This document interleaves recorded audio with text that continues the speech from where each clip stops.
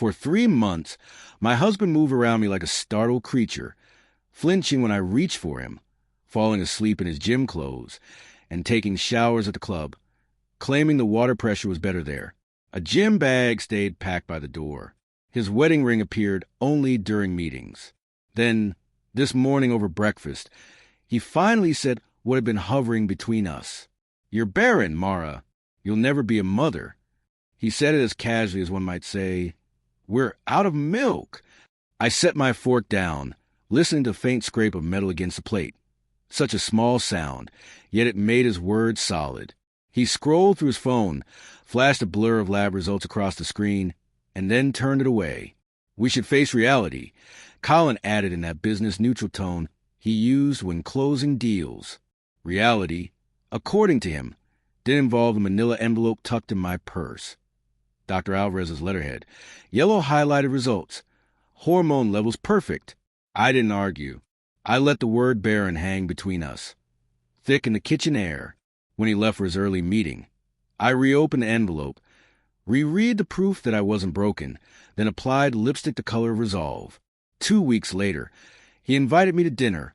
Something special. The restaurant was where he'd proposed. Soft lights, white linen that forgives no stain, air fragrant with lemon and butter, windows overlooking glittering winter streets. He arrived not alone, but with a woman, a blonde in a flowing dress that curved gently around her stomach. "Mara, this is Leah," he said almost tenderly. "We thought honesty was best." I smiled, set my clutch beside the bread plate, and slid a thick envelope onto the table. "Congratulations," I said softly. "Open this." Colin hesitated. He buttered bread he wouldn't eat, pretended to study the wine list. When he finally lifted the flap and saw Dr. Alvarez's seal, the color drained from his face. He read the highlights. Ovulation normal, AMH strong, no barriers to conception. Then he tried to shrug. "These could be wrong," he muttered.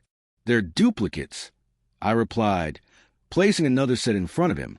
"And here's your urologist report. Reduced motility. Follow-up never completed." My voice was calm, but linen turns any table into a stage.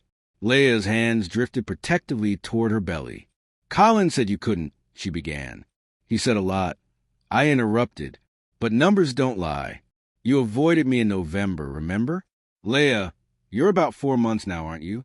Her nod came automatically, then froze in fear. Colin flipped through the pages as though speed could rewrite the ending. "The surgery fixed it," he muttered. "You never confirmed." I said evenly, "If your count stayed low, then any baby conceived in November probably isn't yours." The restaurant went still. Leah's eyes filled with the dawning horror of arithmetic. I need to call someone," she whispered. "David," I asked gently. I'd already seen the receipts, the jewelry invoice, the emails from an account not in Colin's name. Her chin trembled. The name slipped out anyway, David. The waiter hovered nearby, bottle poised. I lifted my glass of water. "To truth," I said. Our glasses touched. Colin didn't drink. I stood, leaving the envelope like a verdict. "My attorney's card is inside," I said. "We'll do this cleanly." Outside, winter cut through silk. I walked to the curb lighter by a husband, heavier with proof, feeling the first quiet click of a lock opening inside my chest. The fallout was subdued. Colin moved into a corporate rental. My key card stopped working. His lawyer called. "Mine, Rhea Patel, read the terms." I kept the apartment and the savings I guarded while he chased ambition. I packed his cufflinks and sent them to his office with a locksmith's receipt. The envelope stayed with me, not for gloating, but as ballast. Proof steadies the soul. On Tuesday, I asked Dr. Alvarez for sealed duplicates, then walked by the lake until the wind smoothed out my breath. I called my sister Tammin and told her the whole story in one line. He lied. "I'm fine." She showed up with soup and a laugh that cleared the air. Colin texted from a new number, suddenly eager to discuss fatherhood. I blocked him and watered the basil on the windowsill. Leah sent a brief message. "I will make this right." No plea, no excuse. I wished her strength and moved on. By spring, I finally took the class I put off for years. ceramics on Wednesdays, cool clay, the steady hum of the wheel, bowls that leaned and cups that held warmth.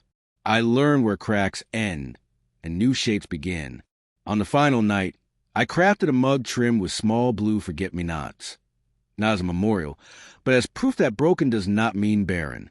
That June morning, I brewed coffee, set the mug beside my thriving basil, and felt the apartment settle into new proportions.